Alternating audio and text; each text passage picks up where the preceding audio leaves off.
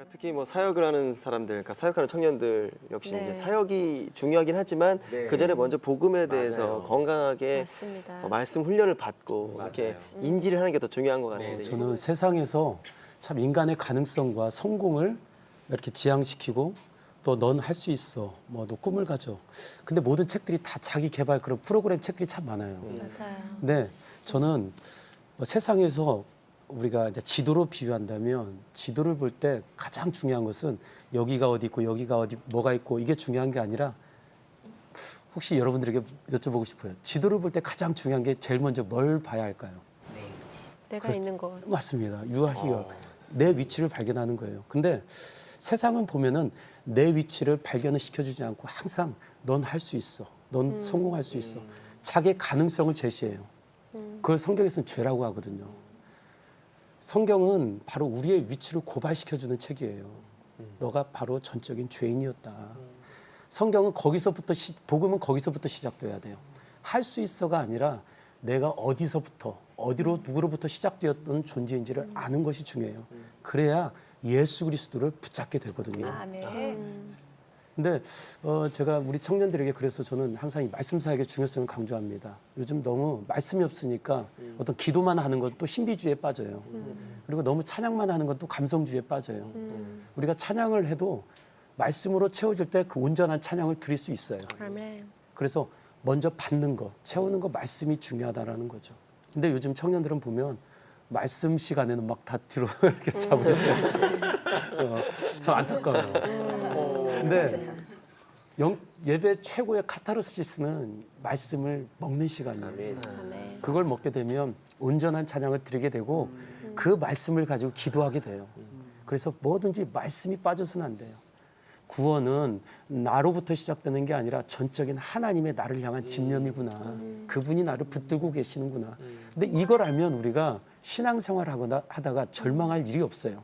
근데 그 이 은혜를 모르니까 뭔가 내가 열심을 내야지, 봉사를 해야지. 그러다가 거기에 못 미치는 결과를 맛보게 되면 내가 좌절하게 되거든요. 신앙생활은 결과를 내라고 하는 게 아니에요. 요한복음 15장에 보면 예수님께서 열매를 맺는 방법을 알려주셨어요. 근데 그 열매를 어떻게 맺을 수 있냐? 네가 내 안에 있으면, 내 안에 붙어 있으면. 우리는 그분 안에만 있으면 저절로 열매는 맺게 돼요. 그러니까 열매를 맺고 뭔가 성과를 만들어내려고 하지 마시고 그분 안에서 누리는 법을 배우세요. 아멘. 그러면 저절로 우리는 그분이 원하시는 열매를 맺게 돼요. 그리고 또 한 가지, 우리가 전도를 한다고 하는데 다 전도자의 사명이지만 전도는 우리가 하는 게 아니에요. 우리는 인도를 해요. 전도는 누가 하시냐? 성령님이 하세요. 우리는 그분의 은혜를 자랑하고 그냥 삶 속에서 섬기는 거예요. 그러나 그 마음을 성령님께서 감동 감화시키시고 두드리시고 찾아가셔서 하나님을 영접하게 하는 것은 성령님이세요. 그러니까 여러분들 너무 여러분들의 어떤 결과의 뜻대로 안 드러난다고 사역하면서 좌절하지 마세요. 나는 심었고 아볼로는 물을 주었을 때 자라게 하시는 이유는 하나님이시거든요. 그러니까 여러분들은 그냥 여러분들의 그 역할에서 하나님께서 예수 그리스도를 드러내고 섬기고 사랑하라고 맡긴 거예요. 그것만 열심히 하시고 그분 은혜 안에서만 하시면 돼요. 그러면 그 이후의 일은 하나님이 하십니다. 아멘. 아멘. 항상 네. 말씀을 먼저 배우시고 그 말씀 안에서 저절로 살아가면 열매를 맺게 된다는 것을 믿으셨으면 좋겠어요. 네. 정말 명쾌하네요. 그렇죠? 네, 모든 사역자에게. 네. 네. 말씀 안에 거하고 네. 은혜 안에 바로 서야 사역도 바로 섭니다. 그렇죠? 아멘. 사역자뿐만 아니라 우리도 동일한 것 그럼요, 같아요. 맞아요. 네. 네. 톡톡 목사님. 우리 목사님께서 네.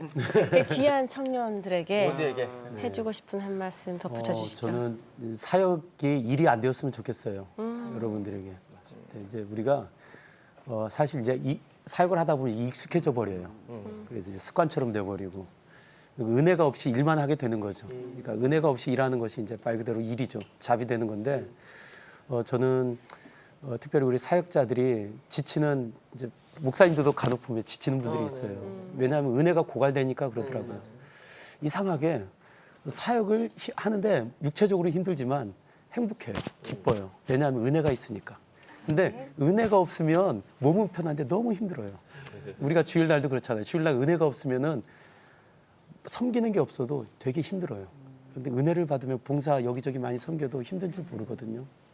저는 우리 청년 사역자들이 먼저 말씀을 주시는 그 은혜가 가장 먼저 공급이 되길 바라고, 그리고 또 우리가 뭐 달란트주의, 뭐 은사주의 이런 말을 하는데 난 이 달란트인데. 근데 저는 좀 그런 분들에게 이렇게 말씀을 드리고 싶어요. 하나님의 일은 달란트로 한다라는 성경 어디에도 그런 본문이 없어요.